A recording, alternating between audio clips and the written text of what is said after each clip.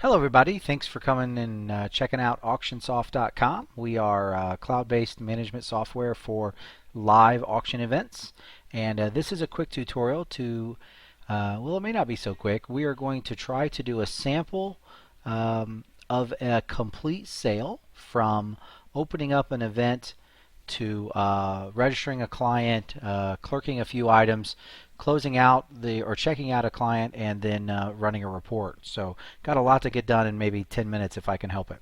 So I created a sample auction that we're going to use this one right here, large antique auction. So the first thing I'm going to do is I came to auctions, I found my event that I want to have for today, and I'm going to click manage event. So you've then come to the dashboard for the entire event. And one of the things Auctionsoft prides itself on is being as simple as possible. So what you see here is this panel is this large panel right here is how you are going to manipulate and manage customers. Now the first thing you see is what we like to call Auctionsoft verified customers. Now this is anyone who has ever signed up at an Auctionsoft managed event. And I've got a few people that I've already signed up and given them bidder numbers, but just for an example, I'm going to show you. So again, one of my favorite things is this search box, and I'm going to do a search for John. Whoops, not Josh, John. And we've got a few of them, and the last name I'm looking for is, there we go. And so John shows up. Here's his information, and we're going to go ahead and give him a bidder number. Now the system has already got some consigners saved. I built on a different tutorial, but we are going to give this person a bid number.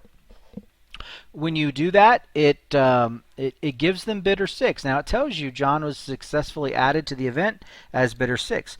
Bidders 1 through 5 are already in my sample here, but also the system will automatically look to see if any numbers it's going to assign has been requested as a permanent number by one of your repeat clients. And so this particular bid number, the first available was number 6. Now you have the option of pulling out of a bid card and writing with a big black magic marker on number 6, or we have a tool right here, print bidder ticket. And so on a clean white sheet of paper, you can print this piece of paper, which you fold in half, and it gives the client some room to write some notes or things like that, and this acts as their bid card. But also it gives them some indication of what your next couple sales look like. If you are selling something like guns or cars and you need to make special terms and conditions about how guns are transferred or car titles or things like that, that is here as well. So it's much better than just writing the number on a card. So because you get some marketing along with it. Well, okay, so let's close that out and go back to our screen. Now, the system has kind of saved the search here, so I'm going to eliminate that so that I can get back to this. So now I have got 300 sample entries here, but the system very quickly, if you see how quickly it finds my name or John, it is so quick, and I believe that even with hundreds, thousands of records, you're going to be able to find who you want very quickly. It makes signing up customers fast and easy. Now, a lot of times bidders will come to the window to get a bid number, and in some systems it says, give me the last 4 digits of your phone number. You could still use that because our search box is looking for anything in name, phone number, or email. So if they're walking to the cashier's window to get a bid number, you may not remember what the last 4 digits of their phone number is, but you remember their last name. So by the time they even get to the window, you've got a number assigned to them, and you hand them their bid card, and off they go. So enough about that. Let's go on to the next one. Now this tab is your large bucket of customers in your database, but we're going to click on registered bidders because I just registered John, and he was number 6, and I've got some other sample customers in here, and we haven't sold any items yet to anyone. Now, one of the great things about Auctionsoft, we try to involve your bidders with some tools of their own. So 88 is actually me as a sample. All right. Now, each time you click Give Bidder, the system will automatically send the customer a text message to their phone. They get a link that connects them to today's event with their account saved in Auctionsoft. And I want to give you a little sample of that. And this is basically what they would see on their phone when they click the link. It's a welcome to today's sale, the date of the sale, who they are. They've been given bidder number 88, and they are not registered as a tax-exempt buyer.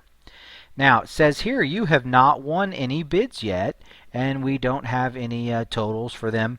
Later, if they wanted to, they could manage their account, turn on preferences like maybe they do not want to receive your marketing, or maybe they want to enter some keywords, so the next time you enter a sale that has those keywords, they themselves would get a personal invitation via our software. Okay, so I'm going to go back to the other system here for a second. Look at the other screen. We have excuse me, 5 customers registered for this auction. Before this tutorial, I set up a whole bunch of consigners. Now, the system will automatically save consigner numbers across multiple events. What's important about that is you may have a consigner that could not get all their stuff sold in one auction, so they are the same consigner number until the administrator for the system goes in and cleans that list and basically starts from 0. Excuse me. So here we are again on our dashboard. You can see over here that our clerking grid has sold no items yet. So we have all zeros here. So one of the things about Auctionsoft is when you're running an event, you can open as many and manage as many clerking grids as you need to. The system automatically defaults the general ring number, and if you're ready to clerk that sale, you simply click Open Clerking Grid. And here we are, the clerking grid for today's auction. It tells us, this is a little key code that makes sure that we keep all our information separate. Today's event is taxable. The clerk is the person signed in at this moment because we track who clerks each individual item. And then it tells you you are clerking for the general ring number 1. And so quickly, I've got a bunch of consigners in the system. Let's pick someone, a consigner 4, and the system will, let's couple a large basket. All right, and tab. We have built the system around the use of tabs. So tab to $10 for that item, and buyer number 2 bought it, and there was only one of those. Tab and then submit. Very quickly, the system refreshes. When it does, it automatically remembers the last lot number that you used because it assumes that you're probably selling the similar consignor stuff. But so we can just tab through that and put down a black car. And you can give plenty of details. Now in this area here, you have, I believe it's 200 characters can go in here if you really wanted to type all those, but we do have a limit there. So let's go to this particular black car sold for $2,000, and it was buyer number 21.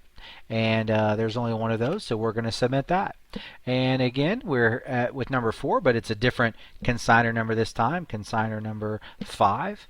And the item sold is a, I don't know, let's figure it out, a flower pot.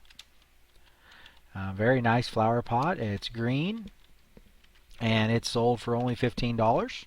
Whoops, $15. You could put in 15, or you could put in 15.00, but the buyer on that is number 8.